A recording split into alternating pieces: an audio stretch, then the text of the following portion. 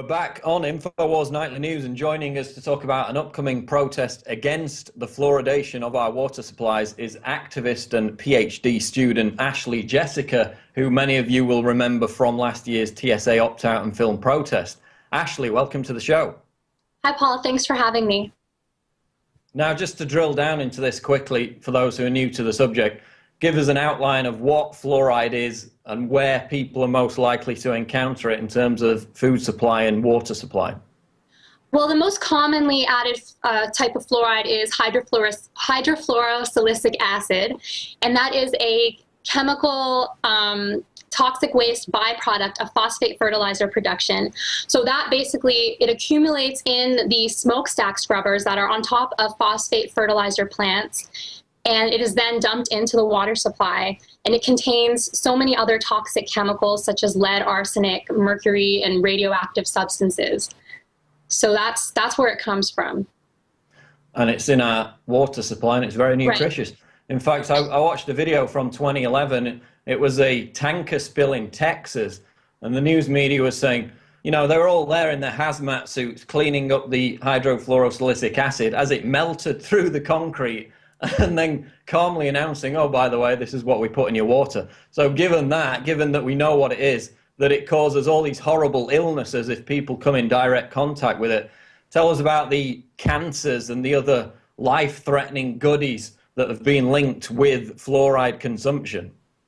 Right. I mean, the reason the scrubbers were added onto the smokestacks is because when it was released into the atmosphere, it was causing adverse health effects and adverse environmental effects. It has been associated with an increased risk of bone cancer, thyroid dysfunction, kidney dysfunction, skeletal and dental fluorosis, endocrine dysfunction, arthritis, and so many other adverse health consequences.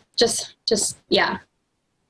And that's all in Harvard studies, peer-reviewed studies. You've read them all recently, haven't you? Yeah, I've been reviewing the research quite a bit. There was a Harvard study that came out recently that found an inverse relationship between fluoride consumption and IQ.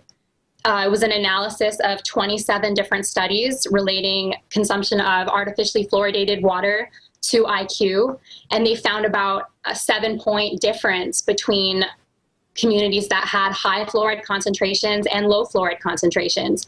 And a study even came out in 2011, which found that even at low concentrations of fluoride, there are still negative consequences in terms of IQ. So even at low fluoride concentrations, it can still adversely affect IQ. In fact, there was a new study I read yesterday by European researchers, and it detailed how IQ in Western nations over the last century has dropped by 14.1 points.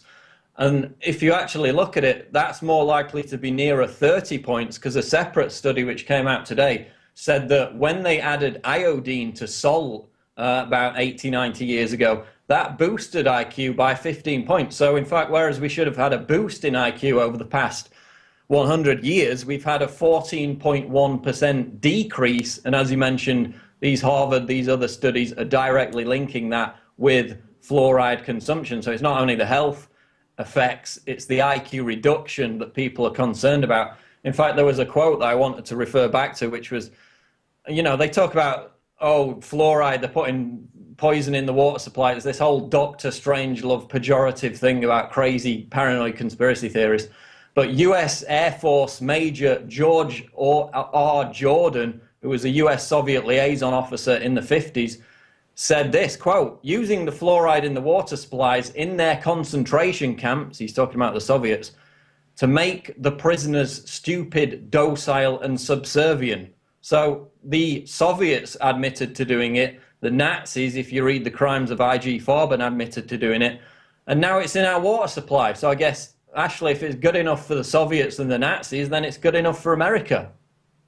It's just insane that it's being added in. I mean, even at low concentrations, they found that a 1 milligram per liter increase in urinary fluoride found in someone's urine was associated with a 0.6 decrease in IQ. It's just insane to me that it's continued to be added into the water supply. And it's cumulative, because we know it's not just in the water supply, it's in hundreds and hundreds of foods. It's cumulative. It builds up over a lifetime. It's not as if you're going to have a drink of tap water and you keel over and die. It builds up gradually. But then we get the, the flip side of the propaganda, which is this prevents tooth decay. In fact, if you look at the actual studies, there's no real evidence for that, is there? No, a study came out in 2009 which found that there was no relationship between the amount of fluoride ingested and tooth decay. And the largest U.S. study published in the Journal of Dental Research found that there was a gain of 0.6 of a surface of a tooth for those drinking fluoridated water, and that was not a significant difference. So the research really does not support the notion that fluoride is good for your teeth when it's ingested. And then the mere fact that fluoride has been in the United States water supply in the vast majority of major cities for 60 years. It hasn't in Europe, yet tooth decay in both Europe and the United States has declined equally. So that suggests it's got nothing to do with fluoride whatsoever. While on that subject, you've got 60% of the US population drinking fluoridated water. Residents of 46 of the nation's 50 largest cities in America drink this. Yet 97% of the people living in Western Europe do not drink fluoridated water. Why do we see this huge discrepancy between the two continents? Well, in Europe, many of the European countries have acknowledged the adverse health effects, and they're against forcefully medicating people via the water supply without their informed consent. When you add a medication into the water supply, you cannot control how much each person is getting. And everyone has a different physiology. People have different health concerns, and so they're going to react to it differently. So adding it to the water supply is wrong on so many levels, and the European countries have acknowledged that. And even in Canada, we are stopping water fluoridation. So many cities have abandoned the practice. Windsor stopped adding it to the water, Calgary, Waterloo, and we're hoping that Toronto is going to be next. And the amazing fact is, US citizens drink more artificially fluoridated water than the rest of the world combined. Now, we've seen victories. We've also seen complaints about the water supply being equated with terrorist threats in some areas of America. So whereas in Europe we've seen generally a lot of success when citizens groups try to get fluoride out of the water, if it is in there, it's still quite rare in Europe.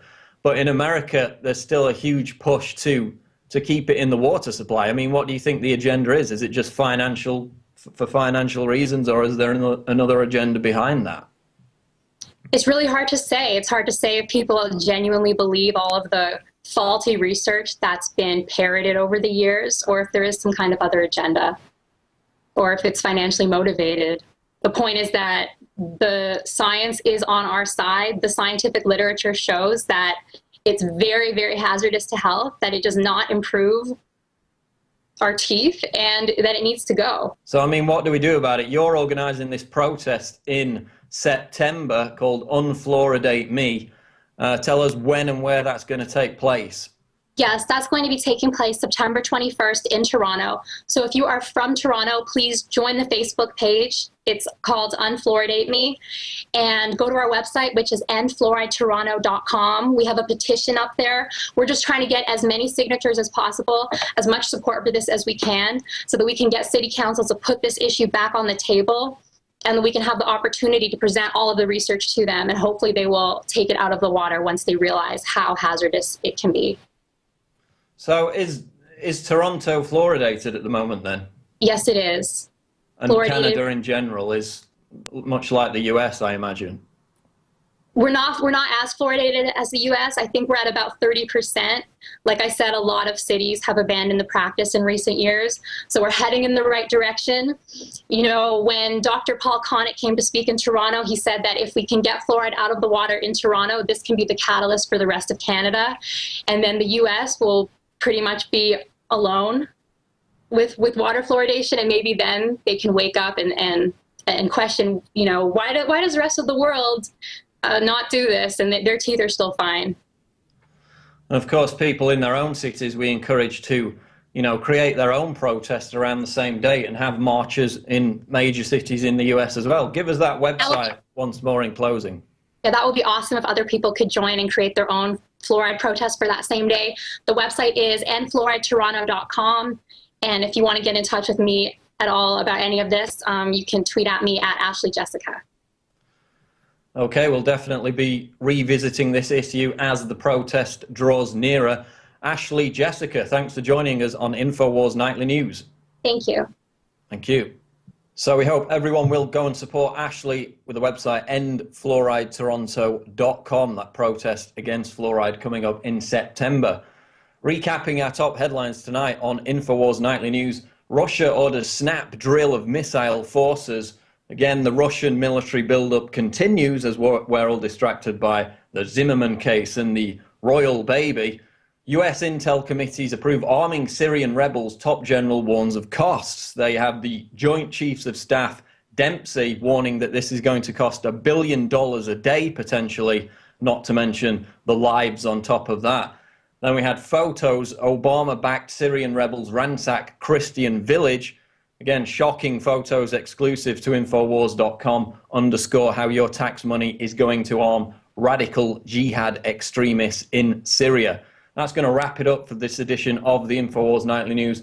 And if you like what we're doing, then support us by becoming a prisonplanet.tv member. Of course, you'll get exclusive subscriber access to content before it goes up on YouTube, the daily video stream of the Alex Jones Show, which is exclusive to subscribers, speeches, special events, behind-the-scenes footage, and much more.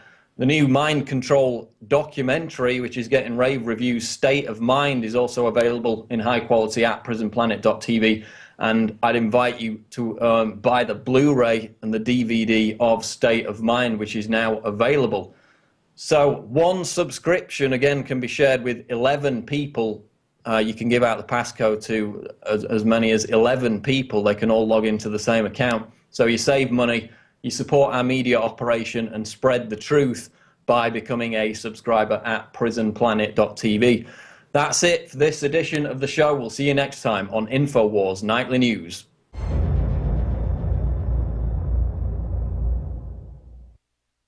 Now you can watch The Alex Jones Show live as it happens at Infowars.com/show. You'll find links to all of our content there and a free 15-day trial for Prison Planet TV. More than 60 movies and documentaries all in one place at Infowars.com/show.